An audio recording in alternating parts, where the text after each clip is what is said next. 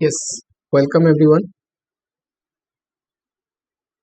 Revision lecture को अपना continue करते हैं। इकोनॉमिक्स की चैप्टर 4 इंटरनेशनल ट्रेड और यूनिट 3 ट्रेड नेगोशिएशन। ठीक है, छोटा चैप्टर है, इससे भी हमेशा क्वेश्चन आता रहता है। देखो इकोनॉमिक्स में क्या है कि मैक्सिमम क्वेश्चन 2 या 3 मार्क्स के ही आते हैं। कभी कभी कोई क्वेश्चन जिसमें कैलकुलेशन वो 5 मार्क्स का आएगा। जैसे चैप्टर 1 से आ गया नेशनल इनकम निकाल के बताओ, तो 5 मार्क्स के आ सकता है नहीं तो 2 से 3 नंबर के आते हैं। अब 2 से 3 नंबर के लिए लगभग सारे ही चैप्टर में से क्वेश्चन पूछता है। चलो, ट्रेड नेगोशिएशन। नेगोशिएशन का मतलब होता है एग्रीमेंट, है ना। तो ट्रेड से रिलेटेड कुछ एग्रीमेंट पढ़ेंगे, है कि नहीं, कि 2 या 2 से ज्यादा देश मिलकर कुछ एग्रीमेंट बनाते हैं रिगार्डिंग ट्रेड। इसी को यहाँ पे पढ़ने वाले हैं ट्रेड नेगोशिएशन के अंदर। ये आपका चैप्टर का ओवरव्यू है कि ट्रेड नेगोशिएशन में तो रीजनल ट्रेड एग्रीमेंट पढ़ेंगे और टैक्सोनॉमी ऑफ रीजनल ट्रेड कि कितने प्रकार के रीजनल ट्रेड एग्रीमेंट का मतलब क्या होता है और कितने प्रकार के हो सकते हैं रीजनल ट्रेड एग्रीमेंट, ये जीएटीटी पढ़ेंगे। और जीएटीटी के क्या लिमिटेशन थे कि जीएटीटी को डब्ल्यूटीओ में कन्वर्ट करना पड़ा। जीएटीटी ही मॉडिफाई होके इसकी कमी कमजोरी को ठीक करके डब्ल्यूटीओ को वर्ल्ड ट्रेड ऑर्गेनाइजेशन का स्थापना करना पड़ा। ठीक, और तब देखेंगे वर्ल्ड ट्रेड ऑर्गेनाइजेशन के बारे में कुछ डिटेल में। यहाँ से भी क्वेश्चन आ सकता है, लिमिटेशन पे भी क्वेश्चन आ सकता है और टैक्सोनॉमी पे भी क्वेश्चन आ सकता है। ठीक है, क्वेश्चन पॉइंट ऑफ व्यू से डब्ल्यूटीओ का तो लगभग सारा ही इंपॉर्टेंट है। वैसे चैप्टर में देखो प्रिंसिपल इंपॉर्टेंट है बहुत,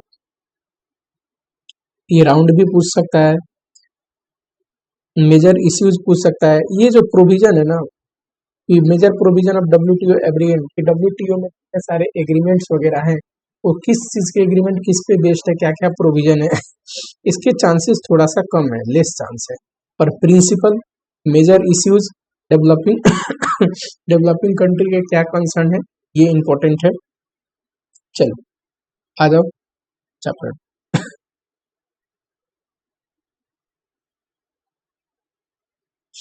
पहला तो देखो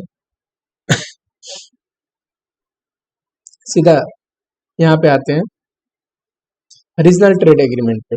ठीक, रीजनल ट्रेड एग्रीमेंट क्या होता है कि 2 या 2 से ज्यादा देश मिल के अगर ट्रेड पे कोई एग्रीमेंट बनाते हैं जहाँ पे ट्रेड का रूल्स, ट्रेड के बैरियर्स के रिगार्डिंग प्रोविजन लिखा होता है, that is called regional trade agreement. कोई भी 2 या फिर 2 से ज्यादा, मान लो 3-4 कंट्री एग्रीमेंट कि हम कैसे आपस में सेल परचेज करेंगे, गुड्स का ट्रेड करेंगे समझ रहे हो, उसी को बोलते हैं रीजनल ट्रेड एग्रीमेंट। अब देखो बहुत टाइप्स के एग्रीमेंट हो सकते हैं, कुछ यही देखने वाले हैं, ये इंपॉर्टेंट है, पूछ सकता है। यूनिलेटरल एग्रीमेंट, पहले तो यूनिलेटरल एग्रीमेंट, इसमें क्या होता है, यूनिलेटरल का मतलब एक तरफा, कोई ना कोई चीज एक तरफा होगा। इसमें होता क्या है कि जो इंपोर्टिंग कंट्री है ना, वो ऑफर करता है एक्सपोर्टिंग कंपनी को कुछ इंसेंटिव। क्यों? क्योंकि एक्सपोर्टिंग कंपनी के एक्सपोर्ट को प्रमोट करने के लिए, जनरली होता क्या है कि डेवलपिंग कंट्री को एक्सपोर्ट को प्रमोट करने के लिए कई बार बड़े बड़े कंट्री ऐसे करते हैं। ठीक, यहाँ पे इसका एग्जाम्पल है यूनिलेटरल ट्रेड एग्रीमेंट का जनरलाइज सिस्टम ऑफ प्रेफरेंस। वैसे ही बाइलेटरल बाइलेटरल में क्या होता है, जो भी सेट ऑफ रूल्स होते हैं वो दोनों के लिए कॉमन होते हैं, दोनों कंट्री के लिए कॉमन होते हैं। ठीक है, बाइलेटरल एग्रीमेंट में ताकि किसी गुड्स के रिगार्डिंग हो सकता है, मे बी लिमिटेड टू सिर्फ गुड्स के रिगार्डिंग एग्रीमेंट बना है, या फिर सर्विसेज के रिगार्डिंग, या फिर certain types of market entry barrier के रिगार्डिंग। यहाँ पे कुछ एग्जांपल है, UAE south Africa free trade agreement bilateral का एग्जांपल है, एग्जांपल भी एक आध याद रखना। चलो, रीजनल प्रेफरेंस ट्रेड एग्रीमेंट इसमें क्या होता है कि ग्रुप ऑफ कंट्री एक साथ आते हैं, एग्रीमेंट साइन करते हैं, किस लिए, to reduce the trade barrier, हम ट्रेड बैरियर कम कर देंगे, आराम से फ्री फ्लो ट्रेड होनी चाहिए हम लोगों के बीच में, and on reciprocal and preferential basis. Reciprocal मतलब एक दूसरे के लिए, मैं भी आपके लिए करूंगा, आप भी मेरे लिए करना, एंड प्रिफरेंशियल बेसिस, हम प्रिफरेंस देंगे अपने मेंबर को बाहर वाले कंट्री के तुलना में। इसका भी कुछ एग्जांपल है, ये याद रखना। ठीक है, ट्रेडिंग ब्लॉक, इस एग्रीमेंट में होता क्या है, फ्री ट्रेड एग्रीमेंट होता है आपस के मेंबर में। अगर 5 कंट्री मान लो मिल के एग्रीमेंट साइन करते हैं, ट्रेडिंग ब्लॉक, तो उसमें होगा क्या कि पांचों कंट्री फ्री ट्रेड एग्रीमेंट की एक दूसरे के कंट्री में अगर ट्रेड करना हो गुड्स एंड सर्विसेज का, तो ज्यादा कोई फ्री ट्रेड का मतलब there is no trade barrier, कोई ऐसे रूल्स रेगुलेशन और झंझट नहीं होगा, ठीक। And common external tariff on other country, और हम लोग पांचों कंट्री जो दूसरे देश से चार्ज करेंगे वो एक कॉमन रेट तय कर लेंगे एक्सटर्नल टैरिफ का, कि हम दूसरे कंट्री से मेंबर कंट्री छोड़ के नॉन मेंबर कंट्री से कितना चार्ज करेंगे। एग्जांपल में अरब लीग है, यूरोपियन फ्री ट्रेड एसोसिएशन है, ठीक है। एग्जांपल भी ध्यान रखना। फ्री ट्रेड एरिया, इसमें क्या होता है कि कंट्री मिल के डिसाइड करते हैं इलिमिनेट ऑल टैरिफ बैरियर, एक तो टैक्सेस इलिमिनेट कर देंगे एक दूसरे के लिए, ठीक है, with each other, and retain independency in determining the tariff with non member, कि एक दूसरे के लिए टैक्स का बैरियर हटा देंगे, टैक्सेस नहीं चार्ज करेंगे। और हम दूसरे कंट्री से, जैसे मैं दूसरे से, हम आपस में तो एक दूसरे के लिए डिसाइड कर लिए क्या चार्ज करूंगा, ये कंप्लीटली मेरे इंडिपेंडेंस पे है। सब कंट्री दूसरी कंट्री के लिए, एक्सटर्नल नॉन मेंबर कंट्री के लिए अपना डिसाइड कर सकता है। कस्टम यूनियन में क्या होता है, एक तो eliminate all tariff on trade among themselves, कि सारा टैरिफ हटा देंगे, टैक्सेस हटा देंगे, और जो नॉन मेंबर है, कि हम लोग जो 5 लोग हैं इनको छोड़ के और सारे देश से अगर किसी को ट्रेड करना हो तो एक कॉमन एक्सटर्नल टैरिफ सेट कर लेते हैं। आउटसाइड यूनियन कितना कॉमन एक्सटर्नल टैरिफ सेट कर लिया, कोई भी देश करेगा तो उतना ही टैरिफ चार्ज करेगा, समझ रहे हो। कॉमन मार्केट, इसमें क्या होता है, सिर्फ आउटपुट के रिगार्डिंग नहीं कि goods and services, factor of production के लिए भी हम मार्केट प्रोवाइड करते हैं, कि मेरा फैक्टर ऑफ प्रोडक्शन आपके देश में उसको मार्केट मिलेगी और आपकी फैक्टर ऑफ प्रोडक्शन को मेरे देश में मार्केट मिलेगा, कि मैं यूज कर सकता हूँ। सिर्फ गुड्स का आदान प्रदान नहीं होगा, एक्सचेंज नहीं होगा, फैक्टर ऑफ प्रोडक्शन का भी एक्सचेंज होगा। और ये in economic and monetary union, इसमें क्या होता है ना कि करेंसी भी शेयर करते हैं और मैक्रो इकोनॉमिक पॉलिसीज भी शेयर करते हैं, कि देश के रिगार्डिंग जो मैक्रो लेवल पे पॉलिसीज बनी थी as a country as a whole, वो भी शेयर करते हैं, कि सारी कंट्री के लिए सेम है पॉलिसी और सारे कंट्री के लिए करेंसी भी सेम है। जैसे कि यूरोपियन यूनियन में जो कंट्री है उनके लिए सारे का करेंसी सेम है कि नहीं। चलो अगला है GATT।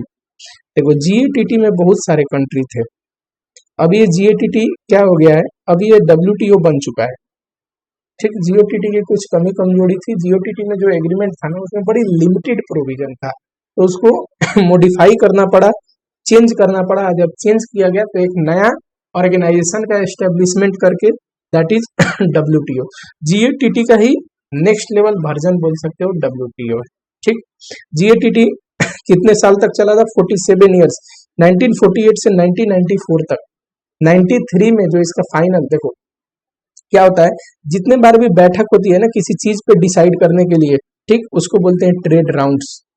इसमें 8 राउंड हुआ था, और एक बड़ी मुद्दे पे पता है 4 साल 5 साल बैठक होता है, धीरे धीरे चीजों को डिसाइड करते हैं, फाइनल राउंड को कंप्लीट करते हैं। तो 8वां जो इसका लास्ट राउंड था ना, वो था यूरेगे राउंड जो कि 1986 से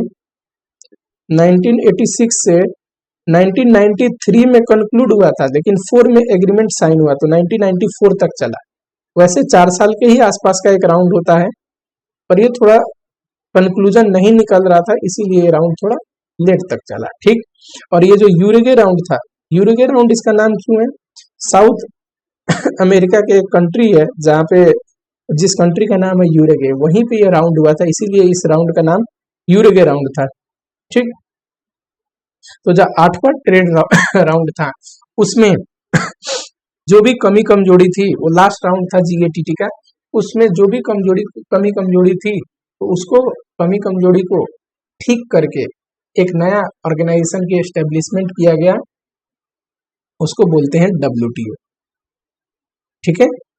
चलो, जो मेन दो इंटरनेशनल ऑर्गेनाइजेशन है, ठीक, जो मेन दो इंटरनेशनल ऑर्गेनाइजेशन है जो इनको मदद करते हैं या फिर जिनकी इन कंसल्टेशन विद ये काम करते हैं, वो क्या है, एक तो वर्ल्ड बैंक और दूसरा इंटरनेशनल मॉनेटरी फंड IMF।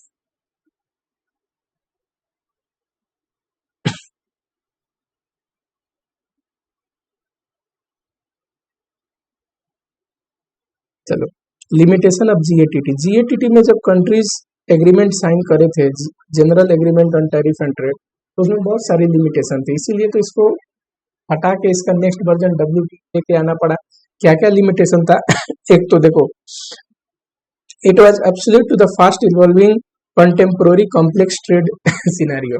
जीओटीटी में प्रोविजन कम था, बट ट्रेड का सिनेरियो दिन पर दिन बहुत कॉम्प्लेक्स, पहले दो देशों में हो तो कॉम्प्लिसिटी कम है, अब बहुत सारे कंट्री में बहुत सारे टाइप्स के गुड्स एंड सर्विसेज रिसोर्सेज की अगर ट्रेडिंग होने लगे तो कॉम्प्लेक्सिटी बढ़ जाती है, बहुत प्रोविजन के बारे में लिखना पड़ेगा, ये हुआ तो क्या, वो हुआ तो क्या। तो ये थोड़ा अब्सोल्यूट था, उस हिसाब से थोड़ा पुराना हो चुका था, ठीक है। International investment has expanded substantially. अब इसके प्रोविजन लिमिटेड थे, बहुत चीज इसमें नहीं लिखा था, पर देखो इन्वेस्टमेंट तो कितना बढ़ते जा रहा है, हर एक देश एक दूसरे देश में इन्वेस्टमेंट करता है, तो इसके रिगार्डिंग कोई प्रोविजन नहीं था। इसमें सिर्फ गुड्स के रिगार्डिंग प्रोविजन था, ट्रेड इन सर्विस और इंटेलेक्चुअल प्रॉपर्टी राइट जैसे कि कॉपीराइट, ट्रेडमार्क, पैटेंट वगैरह, इन सब के रिगार्डिंग कोई प्रोविजन ही नहीं थी, ठीक है। वर्ल्ड का जो ट्रेड है वो दिन पर दिन अपनी ऊंचाई छू रहा था, लिप्स एंड बाउंड, अलग अलग हाइट टच कर रहा था, बढ़ते जा रहा था, ठीक। पर इसमें इसका कोई स्कोप उतना बियॉन्ड इट्स स्कोप का मतलब इसकी जो दायरा है, इसका जो प्रोविजन था उससे कहीं बाहर चला गया था वर्ल्ड ट्रेड। वैसे ही देखो, एग्रीकल्चर ट्रेड के लिए कोई लिबरलाइजेशन नहीं थी, एग्रीकल्चर ट्रेड का तो उतना खास प्रोविजन ही नहीं था कि एग्रीकल्चर ट्रेड कैसे प्रमोट हो। पर जो भी डेवलपिंग कंट्री है वो मान लो इसके मेंबर है, और डेवलपिंग कंट्री में तो एग्रीकल्चर ही ज्यादा होता है, अब उनके लिए उतना प्रोविजन ही नहीं रखोगे तो कैसे होगा। एम्बेग्यूटी थी, बहुत सारे कंफ्यूजन था बहुत सारे प्रोविजंस में इसके। Inadequacy in institutional structure and dispute settlement mechanism, इसकी जो वो था ना डिस्प्यूट सेटलमेंट मैकेनिज्म उतना इफेक्टिव नहीं था, उतनी ट्रांसपेरेंसी नहीं थी, अगर दो देशों में विवाद हो जाए तो ऐसा कोई खास प्रोविजन नहीं था कि दोनों सेटिस्फाई रहे, समझ रहे हो। इस वजह से ये लिमिटेशंस की वजह से किस चीज की एस्टेब्लिशमेंट करनी पड़ी, डब्ल्यूटीओ का एस्टेब्लिशमेंट करना पड़ा। इसका जो 8वां राउंड था जीएटीटी, उसी का नतीजा है डब्ल्यूटीओ, ठीक है, वर्ल्ड ट्रेड ऑर्गेनाइजेशन। ये चीज यहाँ लिखा है कि यूरेगे राउंड में जीएटीटी को रिप्लेस किया गया डब्ल्यूटीओ से, ठीक है। इसका हेडक्वार्टर क्या है, जेनेवा में है। ये इंपॉर्टेंट है, आ सकता है आया हुआ भी है। ऑब्जेक्टिव क्या है डब्ल्यूटीओ का, तो देखो जो मेन प्रिंसिपल ऑब्जेक्टिव है वो तो क्या है कि ट्रेड स्मूथ होना चाहिए, देश सबके बीच में फ्रीली होना चाहिए, कि ज्यादा कोई बैरियर ना हो, फेयर एंड प्रिडिक्टेबल होना चाहिए, कि एक दूसरे के लिए ट्रेड फेयर होना चाहिए, कि कोई किसी के साथ ऐसा नहीं कि जो बड़ा कंट्री हो छोटे कंट्री के साथ मतलब अनफेयर ट्रेड कर दे। एंड प्रिडिक्टेबल मतलब जब रूल्स रेगुलेशन सेट है ना तो इंसान प्रिडिक्ट कर सकता है कि क्या होने वाला है। अगर कोई रूल्स रेगुलेशन सेट नहीं है, कोई प्रोविजन नहीं है, तो बिजनेस क्या हो जाएगा, अनप्रिडिक्टेबल हो जाएगा, कब क्या हो जाए पता नहीं। अदर ऑब्जेक्टिव क्या है डब्ल्यूटीओ का, तो एक तो स्टैंडर्ड ऑफ लिविंग बढ़े, ट्रेड होगा, लोग कमाएंगे तो ऑटोमेटिकली स्टैंडर्ड ऑफ लिविंग बढ़ेगा, फुल एम्प्लॉयमेंट, लोगों को रोजगार मिले। फुल एम्प्लॉयमेंट मतलब सिर्फ एम्प्लॉयमेंट ऑफ लेबर नहीं, एम्प्लॉयमेंट ऑफ लेबर नहीं, रिसोर्सेज का भी एम्प्लॉयमेंट, तो ये दोनों इंक्लूड करके चलना, employment of labour and resources, सारी रिसोर्सेज अच्छे से यूज हो इंक्लूडिंग लेबर, ठीक। रियल इनकम ग्रो हो, इफेक्टिव डिमांड बढ़े, है कि नहीं। एक्सपांशन ऑफ प्रोडक्शन, जाहिर सी बात है ट्रेड रेड होगा तो प्रोडक्शन बढ़ेगा, प्रोडक्शन बेस बढ़ेगा, रियल इनकम में ग्रोथ होगी। एंड इफेक्टिव डिमांड, और प्रोडक्शन बढ़ेगा तो डिमांड भी बढ़ेगा। रियल इनकम का मतलब देखो आउटपुट की वजह से ग्रो हो, प्रोडक्शन की वजह से ग्रो हो, सिर्फ प्राइस की वजह से नहीं, इसलिए रियल इनकम वर्ड वहां पे लिखा हुआ है। अब देखो डब्ल्यूटीओ अपना फंक्शन कैसे करता है, execute its function, how WTO execute its function पूछ सकता है, मे बी उतना इंपॉर्टेंट नहीं है। तो देखो act as a forum of trade negotiation among member government, एक प्लेटफॉर्म है जहाँ पे बहुत सारे देश के गवर्नमेंट आके क्या करते हैं, ट्रेड नेगोशिएशन, मिल के नेगोशिएशन करते हैं, ट्रेड के रिगार्डिंग एग्रीमेंट बनाते हैं, एडमिनिस्टर करता है ट्रेड एग्रीमेंट जो भी बना है उसको, रिव्यू करते रहता है कि क्या उसमें बार बार कुछ चेंजेस लाने की तो जरूरत नहीं, प्रोविजन के अंदर डेवलपिंग कंट्री को मदद करता है ट्रेड पॉलिसी इश्यूज में, है कि नहीं। वैसे ही technical assistant and training programme देता है, स्पेशली किसको, तो डेवलपिंग कंट्री को इनको जरूरत है, स्पेशली डेवलपिंग कंट्रीज को। अदर इंटरनेशनल ऑर्गेनाइजेशन के साथ कोऑपरेशन रखता है, ये तो सिंपल सी पॉइंट। अगला आओ, स्ट्रक्चर ऑफ डब्ल्यूटीओ। देखो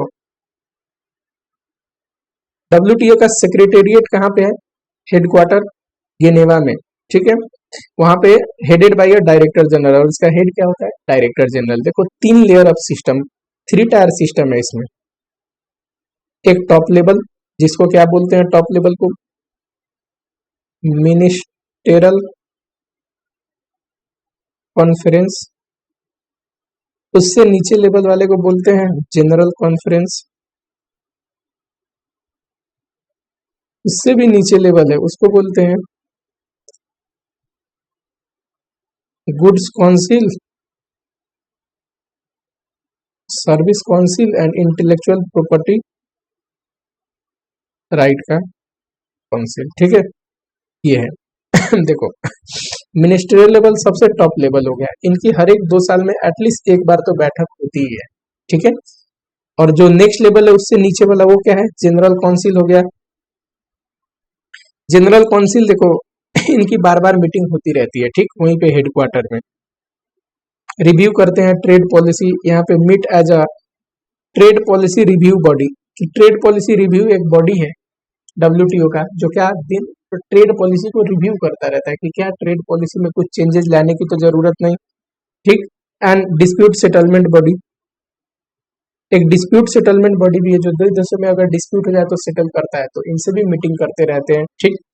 ये है goods council, service council and intellectual property council. ये क्या करते हैं, तो ये जनरल काउंसिल को ना रिपोर्ट करते रहते हैं, किसके रिगार्डिंग, तो सर ये जो इम्प्लीमेंटेशन ऑफ डब्ल्यूटीओ एग्रीमेंट की, डब्ल्यूटीओ का एग्रीमेंट जो है, चाहे वो रिगार्डिंग गुड्स हो, सर्विस हो या इंटेलेक्चुअल प्रॉपर्टी राइट हो, वो सही से इम्प्लीमेंट हो भी रहे हैं कि नहीं, इसके रिगार्डिंग, ठीक है। 3 टायर सिस्टम है, मिनिस्टेरियल कॉन्फ्रेंस, दूसरा जनरल काउंसिल, उससे नीचे वाले goods council, service council, intellectual property council, ठीक है।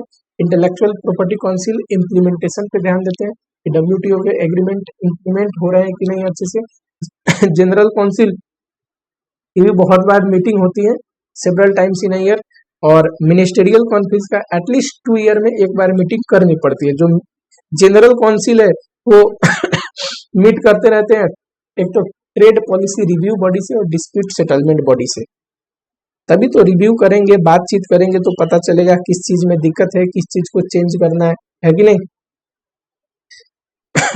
डब्ल्यूटीओ में जो कंट्रीज है ना, लगभग 95% ऑफ द वर्ल्ड ट्रेड यही कंट्री की वजह से होती है, ठीक। और currently has 164 member, out of which 170 are developing country. ये उतना इंपॉर्टेंट नहीं है, देख लेना, ठीक। तो मेजोरिटी ऑफ ट्रेड जो वर्ल्ड का ट्रेड है वो किस वजह से होती है, डब्ल्यूटीओ के मेंबर्स की वजह से। अब देखो ना 164 मेंबर्स है, तो इतने सारे देश तो इसी में कवर्ड हुए। ये प्रिंसिपल इंपॉर्टेंट है, गाइडिंग प्रिंसिपल या जनरल प्रिंसिपल जो भी बोले, डब्ल्यूटीओ का किस चीज के सिद्धांत पे बेस्ड है, पहला ट्रेड विदाउट डिस्क्रिमिनेशन। देखो डब्ल्यूटीओ के जितने भी मेंबर है ना, एक दूसरे से कोई डिस्क्रिमिनेशन नहीं कर सकता, सब मेंबर एक दूसरे को मोस्ट फेवर नेशन का दर्जा देते हैं। समझ रहे हो, इसी को बोलते हैं it is followed by the principle of most favoured nation, कि कॉमन टैक्स लगाएंगे, कॉमन ट्रेड बैरियर जो भी होगा, रूल्स रेगुलेशन सबके लिए समान होगा, ठीक। कोई कंट्री किसी से डिस्क्रिमिनेट नहीं कर सकती। यहाँ पे कुछ एग्जांपल दिया है कि कुछ केसेज में अगर कोई चीज हो रही है तो उसको डिस्क्रिमिनेटरी नहीं मानेंगे। फॉर एग्जांपल मान लो कि स्पेशल कोई मार्केट दिया गया डेवलपिंग कंट्री को, कि डेवलपिंग कंट्री जो है स्पेशल उनको कोई बेनिफिट दिया गया कि आपको यहाँ यहाँ यहाँ आप ट्रेड कर सकते हैं, स्पेशल मार्केट दिया गया, तो क्या होगा, इसको डिस्क्रिमिनेटरी नहीं मानेंगे, क्योंकि डब्ल्यूटीओ का ये भी तो पर्पस है वर्ल्ड ट्रेड ऑर्गेनाइजेशन का, कि डेवलपिंग कंट्री थोड़ा उनको बेनिफिट मिले, वो भी आगे आए, है कि नहीं। मान लो ये a country can raise barrier against the product that can be consider to be traded unfairly from specific country. मान लो किसी देश को लगता है कि कोई स्पेसिफिक कंट्री से कोई गुड्स आ रहा है जो कि अनफेयरली ट्रेड हो रहा है, ठीक है, अनफेयर ट्रेड प्रैक्टिस को प्रमोट कर रहा है, तो थोड़ा बैरियर लगा सकता है, इसको डिस्क्रिमिनेटरी नहीं मानेंगे। यही वाली चीज है, तीनों एग्जाम्पल देख लेना। नेशनल ट्रीटमेंट प्रिंसिपल, ये प्रिंसिपल क्या है,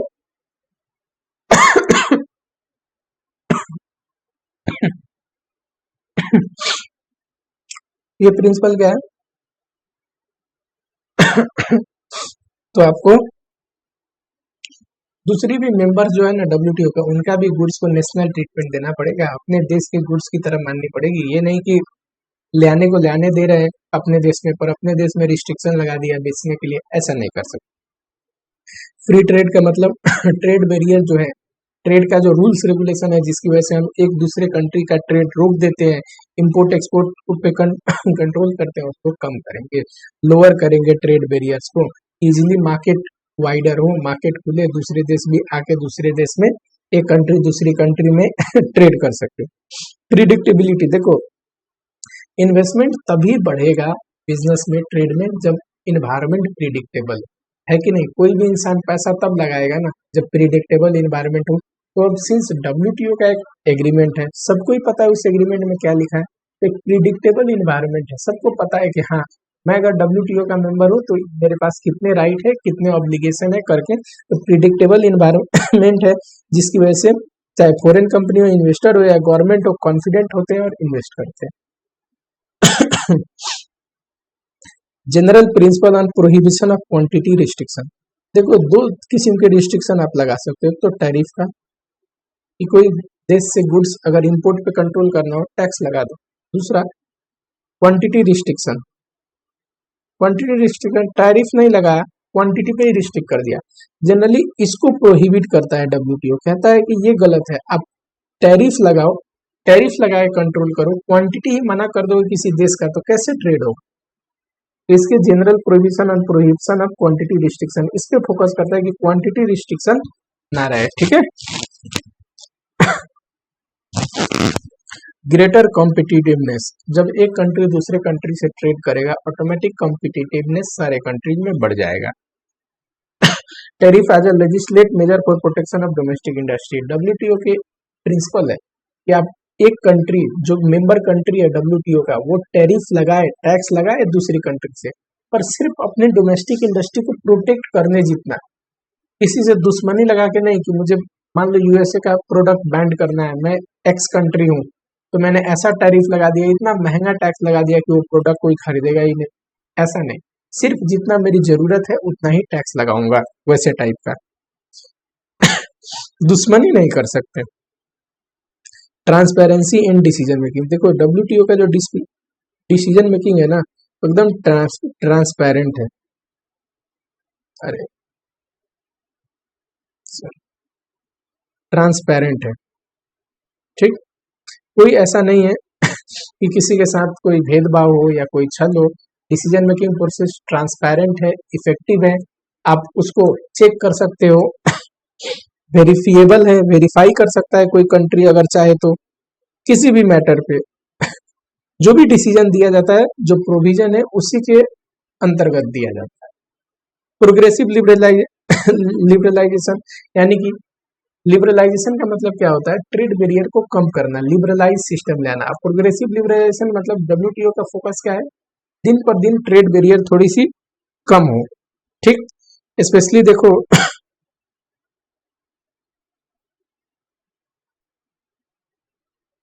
लिबरलाइज, ठीक है, इसमें आज सच कोई वो वाला बात नहीं। मार्केट एसेस, मार्केट एसेस का मतलब मार्केट एसेस मिलना चाहिए, प्रोडक्ट को मार्केट मिलना चाहिए, बड़ा मार्केट मिलेगा, अलग अलग देश में मार्केट मिलेगा, तभी तो वो प्रोडक्ट बिकेगा, है कि नहीं, गुड्स एंड सर्विसेज को। स्पेशली देखो जो एग्रीकल्चर प्रोडक्ट है, इनका जो एग्रीकल्चर प्रोडक्ट है उस पर फोकस है कि एग्रीकल्चर प्रोडक्ट को भी थोड़ा सा मार्केट मिलना चाहिए, मार्केट एसेस मिलना चाहिए, ठीक है।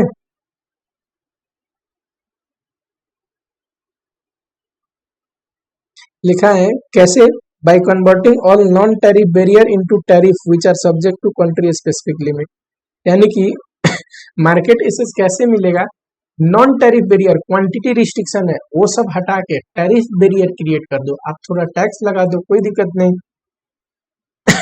Special privilege to less developed country, यानी कि देखो डेवलपिंग कंट्री को डब्ल्यूटीओ थोड़ा सा स्पेशल प्रिविलेज देता है, ठीक, कि उनकी भी ट्रेड प्रमोट हो। Protection of health and environment, देखो डब्ल्यूटीओ का प्रिंसिपल है, एग्रीमेंट है, वो इस चीज पे फोकस करता है कि हेल्थ एंड इन्वायरमेंट प्रोटेक्टेड हो, चाहे वो ह्यूमन बीइंग हो, एनिमल हो या लिविंग प्लांट हो। Transparent, effective and verifiable dispute settlement mechanism. GATT में एक प्रॉब्लम थी ना, डिस्प्यूट सेटलमेंट मैकेनिज्म सही नहीं था। दो देश में अगर लड़ाई हो जाए तो दोनों देश खुश नहीं हो पाते थे, स्पेशली छोटा कंट्री खुश नहीं होता था, उसको लगता था बड़े कंट्री के फेवर में हमेशा दिया जाता है। लेकिन डब्ल्यूटीओ में जो डिस्प्यूट सेटलमेंट मैकेनिज्म है वो कैसा है कि पैनल ऑफ एक्सपर्ट है और उनकी कंसल्टेशन से प्रॉपर डिसीजन दिया जाता है। पैनल ऑफ एक्सपर्ट सुन के दोनों पार्टी को opportunity of being heard they के, इसीलिए वहां का जो डिस्प्यूट सेटलमेंट मैकेनिज्म है बहुत ट्रांसपेरेंट है, इफेक्टिव इन अ सेंस कि दोनों जो खुश होते हैं जनरली डिस्प्यूट जब सेटल होता है तो। मेजर प्रोविजन ऑफ डब्ल्यूटीओ देखो इसमें क्या पढ़ेंगे, बहुत सारे डब्ल्यूटीओ का एग्रीमेंट है, ठीक, डब्ल्यूटीओ के अंदर जहाँ पे सारे कंट्री मिल के एग्रीमेंट साइन किया है। तो सारे एग्रीमेंट में क्या क्या प्रोविजन है, मतलब कितने प्रकार के एग्रीमेंट है, ये थोड़ा सा लेस इंपॉर्टेंट है एग्जामिनेशन पॉइंट ऑफ व्यू से। समझ रहे हो, उतना खास इंपॉर्टेंट नहीं है एग्जामिनेशन पॉइंट ऑफ व्यू से, एक बार आप देख लेना या फिर चलो मैं नॉर्मल हाईलाइट करा देता हूँ सब चीज। एग्रीमेंट ऑन एग्रीकल्चर, एक तो एग्रीकल्चर पे एग्रीमेंट है कि एग्रीकल्चर प्रोडक्ट का ट्रेड कैसे होगा, प्रमोट की कैसे किया जाएगा, ठीक है, मार्केट कैसे मिलेगा एग्रीकल्चर प्रोडक्ट को, एक्सपोर्ट सब्सिडीज कैसे देंगे, कितना देंगे कि एग्रीकल्चर प्रोडक्ट प्रमोट हो, ठीक। Agreement on application of sanitary and phytosanitary measures, ये क्या है, याद याद आ रहा है कुछ, इंस्ट्रूमेंट ऑफ इंटरनेशनल ट्रेड में पढ़ा था कि सर ये वो मेजर्स है कि कुछ ऐसे प्रोडक्ट होते हैं जो हमारे ह्यूमन बीइंग को या एनिमल को हार्म करते हैं ड्यू टू उसमें कुछ कंटामिनेशन या टॉक्सिक या प्रिजर्वेटिव मिले होते हैं, तो उसके regarding agreement. Textile and clothing, generally छोटे मोटे जो डेवलपिंग कंट्री होती है और टेक्सटाइल एंड क्लोथिंग में बहुत होते हैं, ठीक, बनाते हैं, बड़ी बड़ी कैपिटल या मशीनरी गुड्स थोड़ी ना बनाता है एक डेवलपिंग कंट्री इसके रिगार्डिंग भी एग्रीमेंट है। टेक्निकल बैरियर टू ट्रेड, इसमें क्या होता है, प्रोडक्ट से रिलेटेड प्रोविजन होते हैं कि प्रोडक्ट, याद करो टेक्निकल बैरियर टू ट्रेड पढ़े थे, इसमें क्या पढ़े थे कि प्रोडक्ट का स्टैंडर्ड, डिजाइन, लेबलिंग, मार्केटिंग, इसके रिगार्डिंग प्रोविजन होते हैं। ट्रेड रिलेटेड इन्वेस्टमेंट मेजर, ये भी पढ़ रखा है हमने। ट्रेड रिलेटेड इन्वेस्टमेंट मेजर में क्या होता है कि सर इंपोर्ट करने देते हैं लेकिन कुछ इन्वेस्टमेंट का प्रोविजन अटैच कर देते हैं कि इंपोर्ट करेंगे फाइनल गुड्स पर हमारा इनपुट लगा होना चाहिए उसमें, है कि नहीं, या फिर उतना ही इंपोर्ट कर सकता है, मान लो अर्निंग जितना एक्सपोर्ट किया उसका सिर्फ 60% इंपोर्ट कर सकता है। तो जो भी इन्वेस्टमेंट मेजर्स है वो कैसे कंट्री लगाएगा इन्वेस्टमेंट मेजर्स, है कि नहीं, इस चीज के रिगार्डिंग प्रोविजन है। एंटी डंपिंग जब डंपिंग होती है तो हम एंटी डंपिंग ड्यूटी चार्ज करते हैं, तो डंपिंग का मार्जिन कि कितना डंपिंग हुआ है कैसे कैलकुलेट होगा, और एंटी डंपिंग ड्यूटी के रिगार्डिंग प्रोविजन। वैसे ही कस्टम वैल्यूएशन के रिगार्डिंग एग्रीमेंट है कि वैल्यूएशन नॉर्म्स क्या होंगे, वैल्यूएशन रूल्स क्या होंगे। प्री शिपमेंट इंस्पेक्शन, जो भी इंपोर्टिंग कंपनी है वो शिपमेंट से पहले प्रोडक्ट को चेक कर ले, प्रोडक्ट की प्राइस, क्वालिटी, स्टैंडर्ड, सब चीज इसके रिगार्डिंग एग्रीमेंट है। Rule of origin, rule of origin क्या कहता है कि ओरिजिनली किस देश में ये गुड्स बनी थी, जो भी डब्ल्यूटीओ के मेंबर है उसमें हार्मोनाइज रूल्स ऑफ ओरिजिन, यानी कि सब देश का समान ट्रीटमेंट देनी पड़ेगी रूल ऑफ ओरिजिन को ध्यान देके, समझ रहे हो। अगला है इंपोर्ट लाइसेंसिंग प्रोसीजर की, इस पे एग्रीमेंट है कि इंपोर्ट की लाइसेंसिंग हम सिंपल करेंगे सिंप्लीफिकेशन करेंगे इंपोर्ट की लाइसेंसिंग की, इंपोर्ट एंड एक्सपोर्ट प्रमोट हो, लोग इंपोर्ट की लाइसेंस इजीली करा पाए। Subsidies and countervailing measure, पता है आपको फॉरेन गवर्नमेंट सब्सिडीज देती थी तो वो चीज सस्ते में आता था तो हम काउंटर वेलिंग ड्यूटी लगा देते थे अपनी डोमेस्टिक इंडस्ट्री को प्रमोट करने के लिए। हाँ, वो सब्सिडीज कैसे निकालेंगे, कितना सब्सिडी दी और काउंटर वेलिंग ड्यूटी कैसे चार्ज करेंगे, इसके रिगार्डिंग प्रोविजन होता है। प्रोविजन ऑन सेफ गार्ड, कई बार एकदम से इंपोर्ट बढ़ जाता है देश में तो वहां पे डोमेस्टिक इंडस्ट्री डिस्ट्रॉय हो जाएंगे, तो वहां पे क्या होता है सेफ गार्ड लगा सकते हैं, उसके रिगार्डिंग एग्रीमेंट है। पता है जीएटीटी में सर्विस इंक्लूड नहीं था, सिर्फ गुड्स के रिगार्डिंग प्रोविजन थे, तो एग्रीमेंट बना डब्ल्यूटीओ में सर्विस के रिगार्डिंग भी। वैसे ही इंटेलेक्चुअल प्रॉपर्टी राइट जैसे कॉपीराइट पैटेंट वगैरह हो गए, इसके रिगार्डिंग भी एग्रीमेंट बना जो कि कवर्ड नहीं था जीएटीटी में।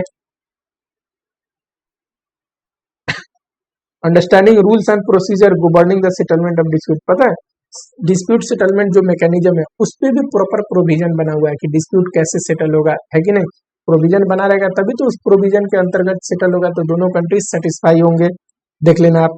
ट्रेड पॉलिसी रिव्यू मैकेनिज्म, एक ट्रेड पॉलिसी रिव्यू बॉडी है जो ट्रेड पॉलिसी है उसको बार बार रिव्यू करता रहता है कि उसमें कोई कमी कमजोरी तो नहीं, अपडेट करने की जरूरत तो नहीं।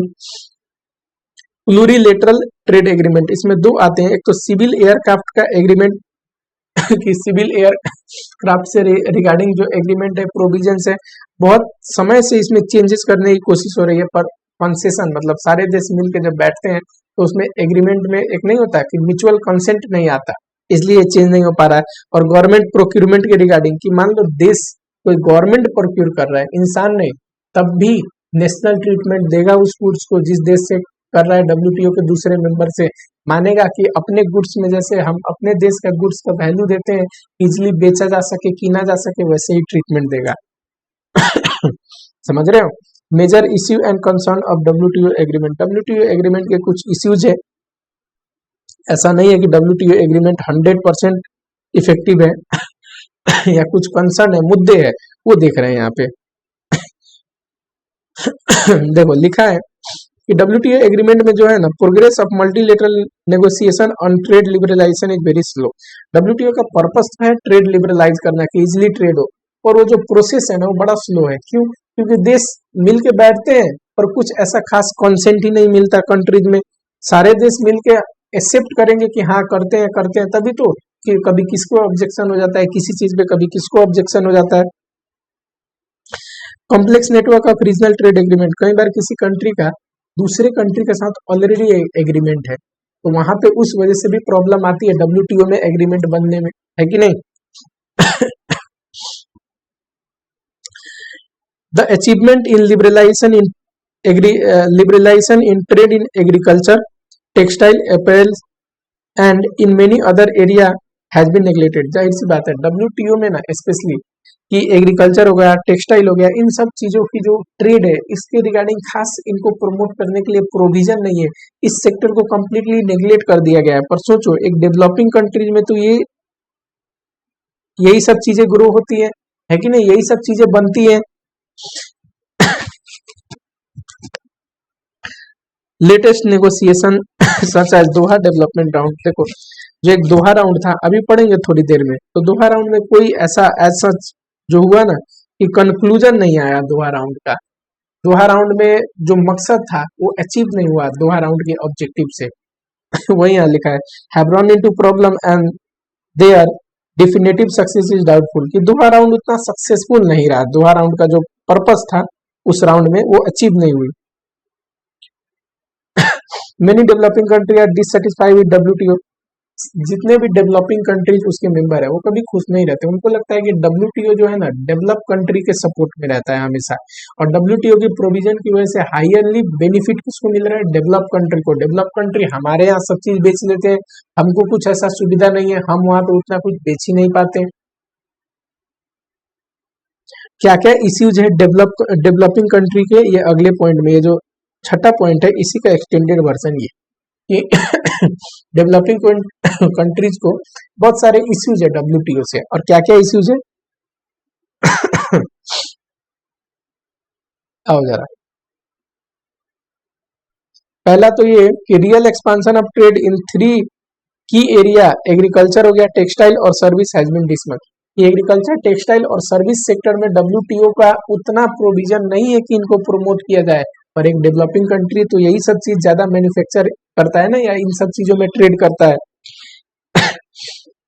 Protectionism and lack of willingness among develop country, अब डेवलप कंट्री कभी नहीं चाहता कि डेवलपिंग कंट्री बहुत आगे आए और हमारी कंपटीशन करे, है कि नहीं, तो ये भी डेवलपिंग कंट्री के लिए एक प्रॉब्लम की बात है।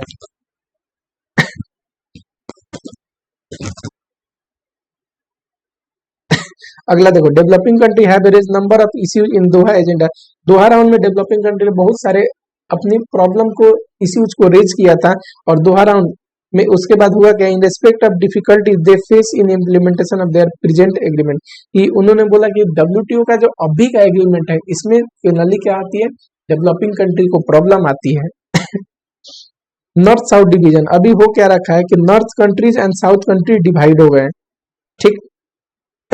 जब भी होता क्या है कि कोई एग्रीमेंट पे मान लो बैठक बैठी है, वहां पे दो डिसीजन होने लगते हैं, कुछ कंट्रीज नॉर्थ वाले अलग हो जाते हैं, साउथ वाले का अलग हो जाता है, और वहां कंसेंट ही नहीं बैठता। ये भी एक प्रॉब्लम है जो कि डब्ल्यूटीओ के ट्रेड एक्सपांशन में ऑब्स्टैकल का काम कर रहा है, ठीक है।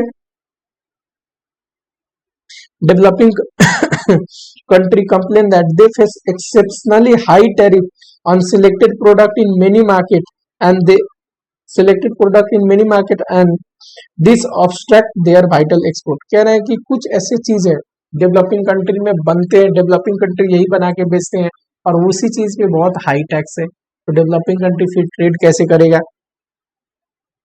यही सारे पॉइंट है। देखो टैरिफ एस्केलेशन में होता क्या है कि फाइनल प्रोडक्ट पे ज्यादा टैक्स होता है, इनपुट पे कम टैक्स हो जाता है। Importing company protect its procurement manufacturing industry by setting lower duties on raw material and component and higher duties on finish goods. ये अनदर प्रॉब्लम है कि फाइनल गुड्स पे हाई टैक्स है और रॉ मटेरियल पे लो टैक्स है। इससे होगा क्या, मान लो कि डेवलपिंग कंट्री है, सोच सोच रहा है कि मैं फाइनल गुड्स को एक्सपोर्ट करूं बना के रॉ मटेरियल खरीद के, अब होगा क्या कि रॉ मटेरियल पे कम टैक्स है, फाइनल गुड्स पे ज्यादा टैक्स है, तो उसको महंगा टैक्स पड़ेगा ना।